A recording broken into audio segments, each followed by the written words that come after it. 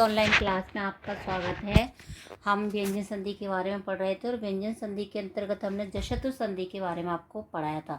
तो जशतु संधि के अंदर दो भाग होते हैं। फर्स्ट भाग को हम आप क्लियर करा चुके हैं, फर्स्ट जिसमें कि बताया है कि पहला वर्ण तीसरे वर्ण को ग्रहण कर लेता है। ठीक है, अब इसका दूसरा जो भाग है वो जशत का है और इसमें भाग 2 के अंतर्गत ये है झलाम जशो अंते। झलाम जशो अंते अर्थात झल के स्थान पर जश हो जाता है। झल के स्थान पर क्या हो जाता है? जस। इसकी व्याख्या देखिए हिंदी के अंतर्गत, यदि पद के मध्य में, पद के मध्य यानी बीच में, किसी भी वर्ग के चौथे अक्षर यानी क वर्ग का घे, च वर्ग का झे, ट वर्ग का ढे, ते वर्ग का धे और पे वर्ग का भे। ठीक है ना। तो के वर्ग, चे वर्ग, टे वर्ग, इसमें जो पांचवा वर्ग है, इसमें चौथा वर्ग है उस। यदि पद के मध्य में किसी भी वर्ग के चौथे घ, झ, ढ, ध, भ व्यंजन वर्ण के बाद किसी वर्ग का चौथा अक्षर आता है या वर्ण आता है तो वह पहले वाला जो चौथा वर्ण है अपने ही वर्ग का तीसरा वर्ग ग्रहण कर लेता है। जैसे देखो इसमें मैं आपको लिखती हूँ क, ख, ग, घ, य, ये के वर्ग कहलाया। ठीक है, और च वर्ग के अंदर आएगा च, छ, ज, झ, न। ट वर्ग में ट, ठ, ड, ढ, अण। ठीक है, ते वर्ग में आएगा त, थ, द, ध और न। पे वर्ग के अंतर्गत आता है पे, फे, बे, भे और में। अब इसमें क्या बोल रहा है, यदि पद के मध्य में, पद का मध्य ये जैसे ये पद है एक, इसके मध्य में ये वाला भे जैसे आया, ये मध्य यानी पूर्व पद का जो अंतिम वर्ण है वो चौथा वर्ण। ठीक है, मध्य में इसके ठीक बाद यानी इस भे वर्ण के ठीक बाद भी किसी वर्ग का चौथा वर्ण आता है, यानी पद के जो प्रथम पद है उसका अंतिम वर्ण चौथा हो और उसके जस्ट बाद भी चौथा वर्ण ही आए।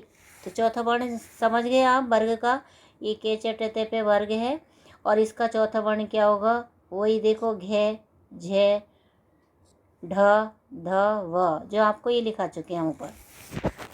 इनके ठीक बाद भी चौथा वर्ण आए, है ना। तो ये जो पहला वर्ग चौथा वाला वर्ण आया है ये भे जैसे भे आया, इसमें धे है।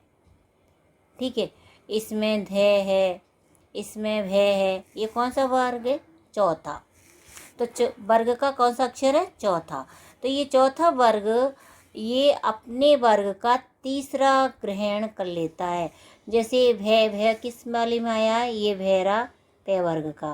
तो इसका तीसरा जो वर्ण क्या होगा? वे। क्या होगा? तीसरा क्या होगा? वे। तो ये चौथा है वो अक्षर तीसरे में बदल जाएगा। तो देखो कैसे होगा, ल, और इसका भे का तीसरा वर्ग, ये तो चौथा है और इससे पहले क्या आता है? वे। आधा अक्षर है तो आधा होगा और ध, तो ये शब्द बनेगा अपना लब्ध। क्या बनेगा? लब्ध। आया समझ में? दूसरा देखो दूध प्लस ध, तो इसमें अब इसमें क्या रहा? ध धनुष। ध धनुष से पहले ये रथ है चौथा वर्ण, तीसरा कौन सा हो गया इसका? द। क्या हो गया? नहीं, घे। क्या होगा ये? घे। और घे का तीसरा वर्ण क्या होगा इसमें? गे। क्या होगा? गे। तो ये बनेगा आपका दो ग ध, दुग्ध। ठीक है, फिर देखो बुध प्लस धी। बुध प्लस धी, इसमें धे धनुष है, धे धनुष का अब धे से पहले इसका वर्ण होगा दे, तो ये बनेगा बु द धी। क्या बनेगा? बुद्धि। और इसमें देखो क्षोभो भय है, भय किससे पहले आ रहा है? त प फ ब भ, तो इससे पहले जैसे जैसे लव में आया था ना भय, वैसे तो भय का तीसरा वर्ण क्या होगा? वे। तो ये बनेगा शुभदः। क्या बनेगा? शुभदः। इस तरह से बनेंगे। आया समझ में?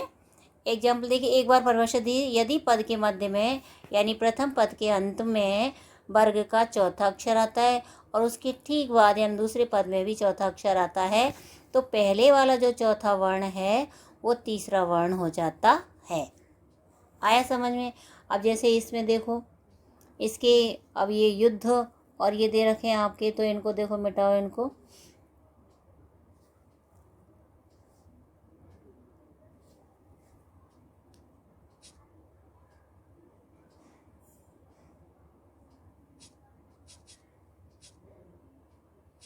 इसमें देखिए युद्ध, युद्ध में धे धनुष धे का त थ द होगा ना, तो इसका तीसरा वर्ण क्या होगा अपना?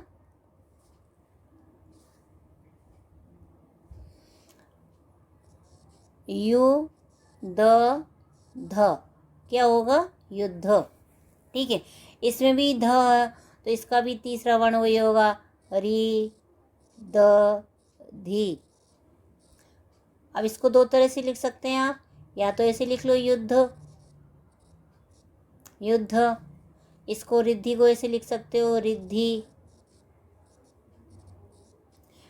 दे धनुष पूरा होता है, इसमें आधा दे आधे दे के साथ में जुड़ता है। ठीक है, रिद्धि। ऐसे ही होगा सिद्धि, क्या होगा? सिद्धि। आगे समझ में? ये आपका कौन सा भाग है?